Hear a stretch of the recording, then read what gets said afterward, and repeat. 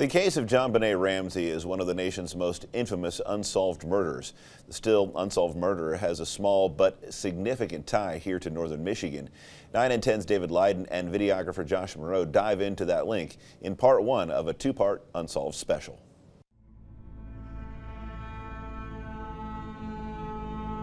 I was working on a house that we were building at the time and painting. It was a weekend. It was just after New Year's.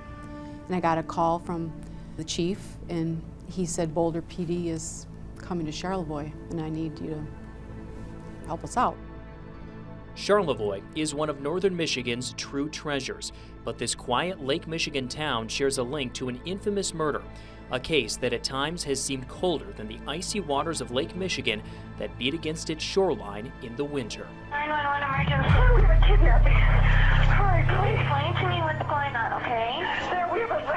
There's a note left in our daughter's car. The family of JonBenet Ramsey was said to be heading to Charlevoix to continue their Christmas celebration in 1996. Former Charlevoix County prosecutor Mary Beth Kerr remembers them well. I knew who they were, and my children were the same age as Burke and JonBenet. So everybody in Charlevoix knew the Charlevoix connection. Former Charlevoix Police Chief Dennis Halverson remembers the Ramseys as well for their involvement in the community. They seemed to get pretty involved relatively quickly. And so Patsy, put this bicycle decorating competition together. And I remember going there and I saw, 8 or 9 kids, and then one of them just stuck out. I mean, just head and shoulders of, if I was one of the other kids, I'd have felt bad even being there.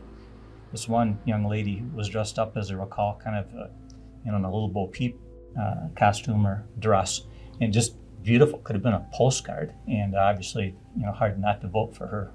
It was December of 1996 when the body of the one-time Little Miss Charlevoix was found in the basement of her Boulder, Colorado home.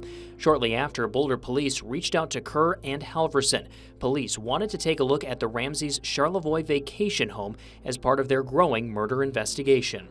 The first search warrant affidavit, I believe, and the search warrant was to collect historical handwriting samples. Because the note was an integral part of the case, there was a note at the house.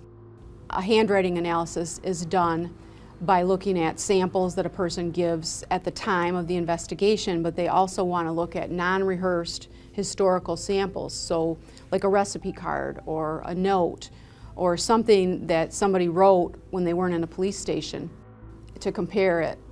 And so that was one of the things that they were looking for, as I recall.